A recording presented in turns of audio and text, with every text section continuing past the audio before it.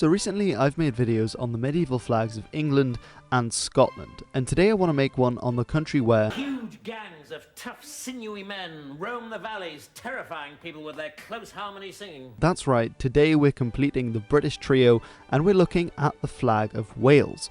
Although, while this flag is the most famous flag of Wales, there is in fact another flag which is used.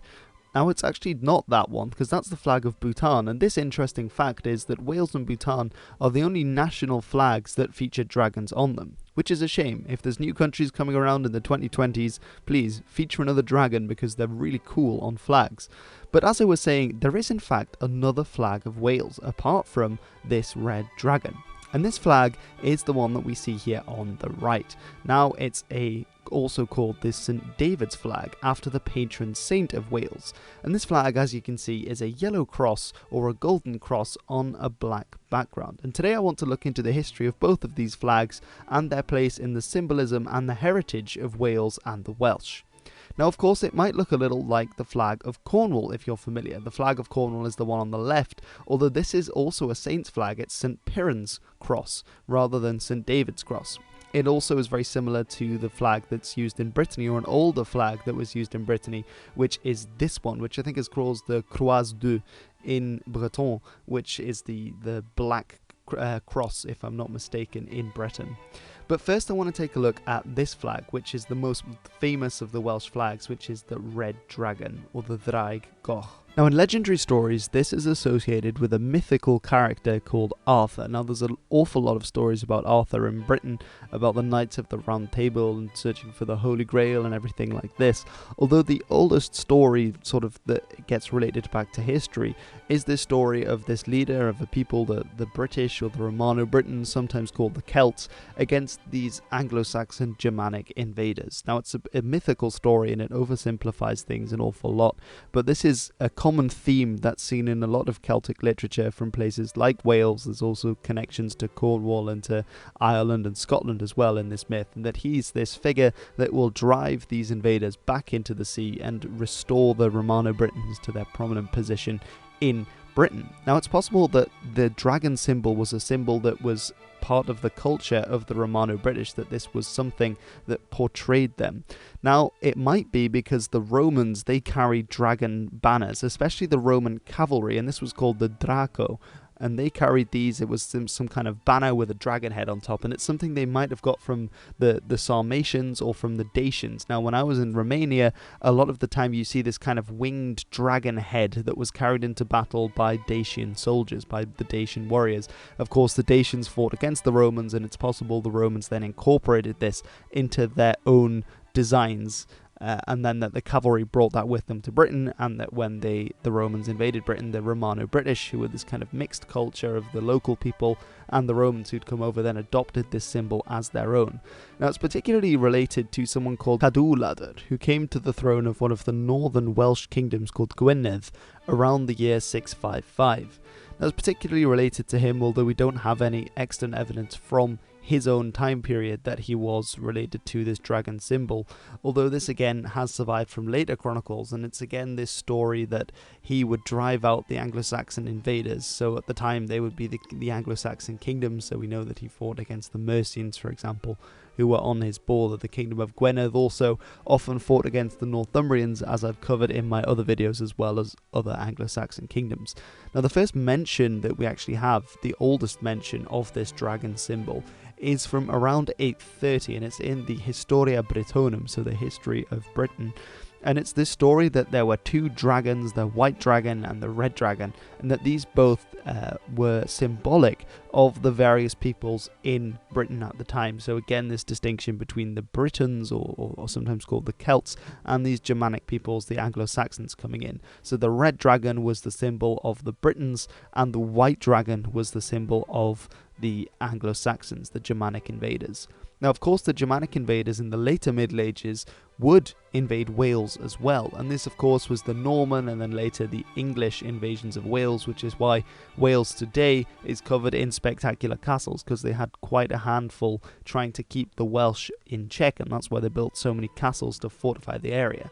Now, around 1400, one of the rebels against the English, a guy called Owain Glyndŵr, he also used a dragon banner, but a bit of a different one, because it's this golden dragon on a white background. Now this is interesting, but it might actually not be that different from the red dragon banner that had already been associated with Wales, because a lot of the time in the Middle Ages the names of colours are a little bit hard to tell what exactly they meant, so it's possible that the red and the gold weren't actually that far apart a lot of the time. Although to differentiate this banner from the later very much red dragon banners that came around, they call this the Ddraig Goch. So awr is the Welsh word for gold, so this is the golden dragon banner that he used, and again it was an old symbol.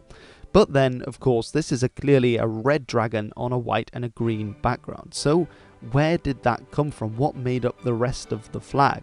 Well, this goes back to 1485, which is a pivotal year in British history. It marks the end, or well, nearly the end, of the Wars of the Roses, which had been going on for a long time in England and Wales and Scotland already, and it was between two dynastic houses within England that also had connections to Wales, and it's thanks to a figure called Henry Tudor, or in Welsh, Harry Tudor, and this is because he was actually born to a Welsh knight. That was his father, and he was successful in 1485 at the Battle of Bosworth. He made a bid for the throne and killed Richard III.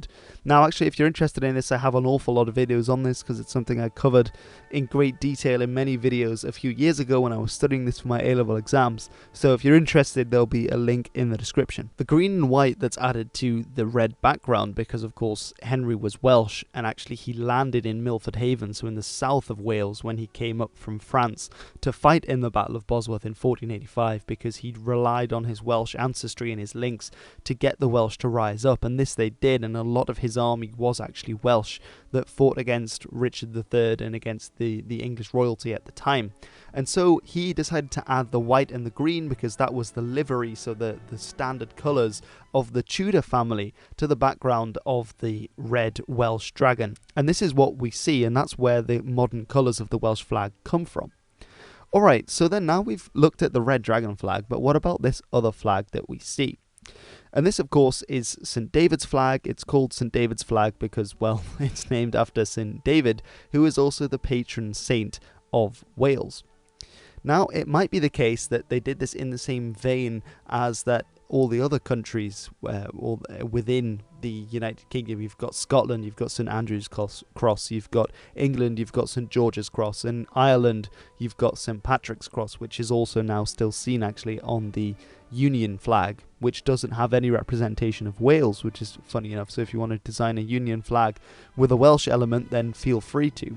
But it might also, again, as I said, be related to the other more Celtic nations that surrounded it, that it had a lot of close contact with. So with, for example, the Cornish, or with the Bretons, which also have Saints' Cross flags. But this connection probably isn't that old, because we only really hear about this flag in flag form from around the start of the 20th century. We know that the colours of black and gold were, for example, being used on the coat of arms of the Diocese of St David's in Wales, and that these colours had been associated before with Welsh figures, but we don't hear about this as an actual flag until around the start of the 20th century, which is, you know, a little bit disappointing because it doesn't have as old and as rich a history as the red dragon flag, which might be why it's not as popular, also because it doesn't have a dragon on it. But, you know, it's still interesting that there is this second flag of Wales, which is often used extensively on St David's Day because it is St David's flag.